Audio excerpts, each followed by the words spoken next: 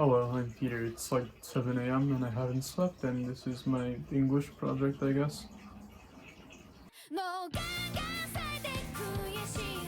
So I guess I'll be going over the question, how do one's relationships with those around them affect their actions and who they become? Or I guess in other words, how do the people you surround yourself with affect how you act?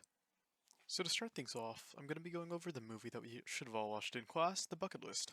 So in case you forgot, we were following Carter Chambers, a pretty smart dude living the life of an average Joe, though he was ill and was, well, dying.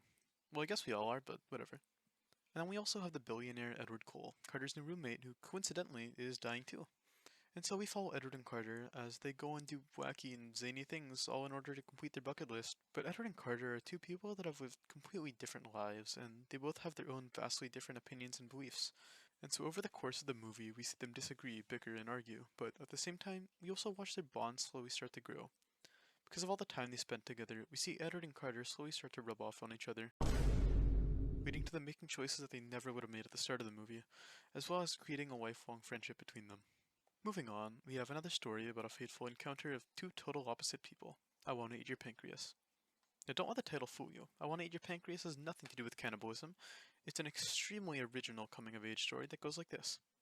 Hey, aren't you that really nice, friendly, popular girl in my class that everybody likes? What are you doing at the hospital? Oh, you're the guy in my class who doesn't have any friends that sits at the back of the classroom while staring out the window to seem distant and mysterious. Isn't it so, like, the wacky that we coincidentally met here and are talking right now, even though we're, like, total opposites who would usually never talk to each other in the first place? Oh, and by the way, I'm dying. Okay.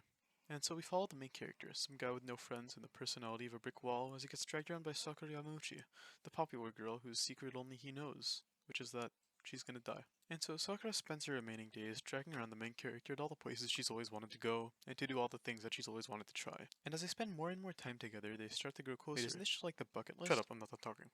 But death, and even more so when you're terminally ill like Sakura, is unavoidable, and by the time the movie ends, we see just how much the main character has changed.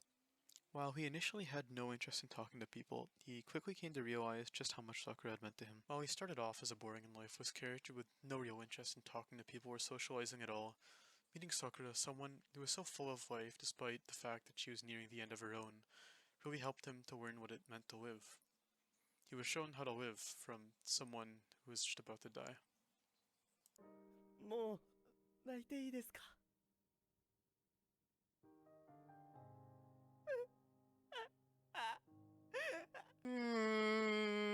So the book for my novel study was Educated, which is a memoir by Tara Westover.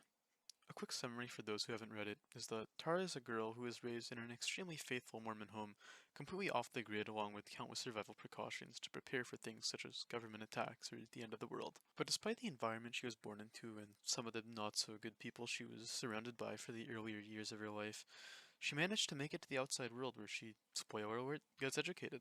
While strict rules and the beliefs of her family were always enforced onto her as she was growing up, she still ended up going against them to go to school, to learn the truth, and to be free on the outside world.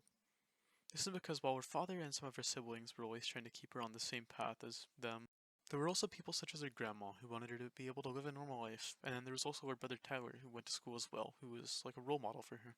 So while she was always pressured by her family, especially her father, not to go out, not to trust the government or the rest of the society, there were people like Tyler who she felt a closer bond with and would rather follow instead.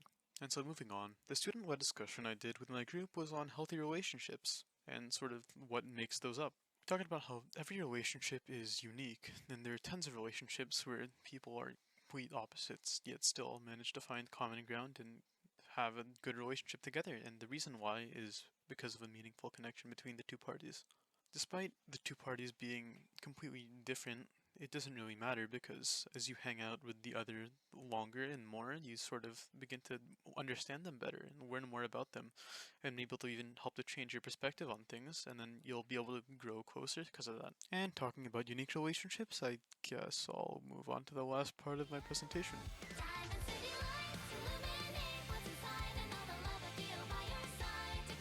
You know, I'd say I was doing a little bit of trolling, or that I was doing it for the Vine, except, I'm not. Oh boy. Well, this question personally applies to me through my relationship with Olira Pandora from Niji Sanji and okay, so, I mean, most of you know me as a pretty quirky, funny, and silly guy, except that wasn't what I've always been like. You know, me a couple of years ago, before I knew Alira, was the kind of person who'd sit in the back of the classroom, never look at people, never make eye contact, never say a word, sort of looking out the window, looking all mysterious and cool, except now that I've started watching Alira Pandora, I've really changed as a person.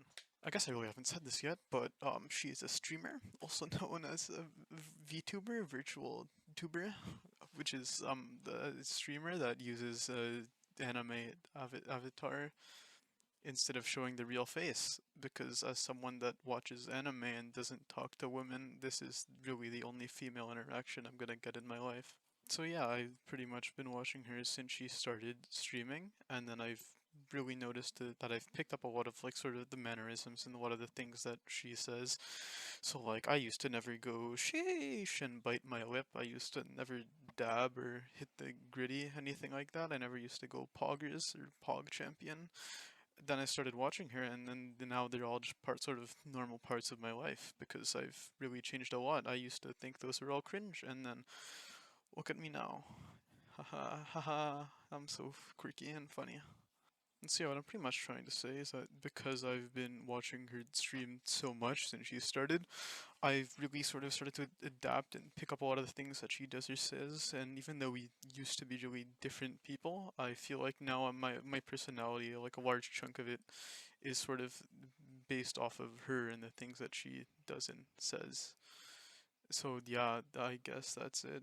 So what I've basically told you all is that yeah, the people you do hang around, the people you do sort of have relationships with, definitely do affect how you are, how you act. The more you hang around someone, the more you sort of start to pick up after them. So the more you sort of start to realize that you're saying the same things, using the same mannerisms, having the same actions. So yeah, usually just the people that you enjoy being around, you'll slowly start to become more similar to, I guess, is what I've pretty much been trying to say today. And yeah, that's all. I feel like I've shared too much, but okay, bye. Peter Morgado, thank you for the super chat. Thank you, thank you.